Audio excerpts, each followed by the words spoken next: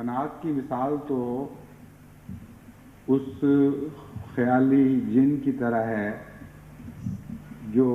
حضرت سلیمان کے متعلق کہا جاتا ہے کہ انہوں نے بوتل میں بند کر دیا تھا۔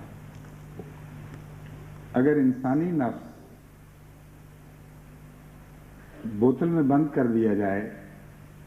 اور اسے کھل کھیلنے کی اجازت نہ دی جائے، اسے اپنے مرضی سے جس طرف چاہے اس طرف سر اٹھا کر نکل بھاگنے کی اجازت نہ دی جائے، تو گویا وہ حضرت سلیمان کا جن بوتل میں بند ہو گیا ہے، اور اس کا نام قناعت ہے۔ جب یہ جن ایک دفعہ بوتل سے آزاد ہو جاتا ہے تو انسانی نفس کو ہر سمت میں کھل کھیلنے کا موقع ملتا ہے، اور بہت سی شاخیں پھوٹتی ہیں اور پھوٹتی چلی جاتی ہیں، اور نفس کی طلب کی کوئی حد نہیں رہتی۔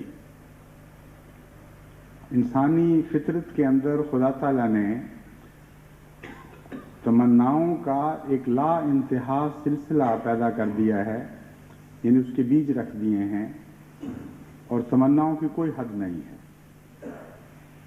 اور کوئی ایسی سمت نہیں ہے جس سمت سے تعلق رکھنے والی کوئی انسانی تمنا موجود نہ ہو یا پیدا نہ ہو سکتی ہو۔ تو اس پہلو سے چونکہ انسانی نفس قناعت کے بوتل سے باہر نکل کر آزاد ہو جاتا ہے، اس کو روکنے کے لیے چاروں طرف صبر کی دیواریں قائم کرنی پڑتی ہیں، اور اگر صبر نہ ہو تو پھر اس کے بعد سوائے شرک کے کچھ بھی نہیں رہتا۔ یعنی لازماً انسان کی ہر تمنا انسان کو اگر کلیتاً آزاد ہو جائے اور صبر نے اس کو روکا نہ ہوا ہو تو وہ شرک کی طرف لے جائے گی۔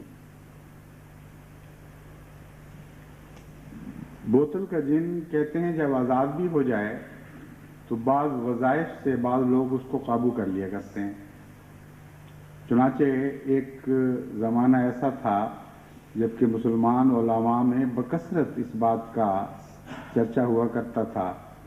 کہ کوئی ایسا وظیفہ معلوم ہو کہ کون سا وہ وظیفہ ہے جس سے ہم بوتل کا جن قابو کر لیں، اور جنوں کے قابو کرنے کا مضمون پھر بڑھتے بڑھتے ایک آزاد نفس کی طرح خود اپنی ذات میں شاخیں نکالنے لگا۔ شروع تو اس سے ہوا تھا کہ حضرت سلیمان کا جن جب آزاد ہوا تو اس کو قابو کرنے کے لیے کچھ وظیفے ہیں، ان وظیفوں کی تلاش کی جائے۔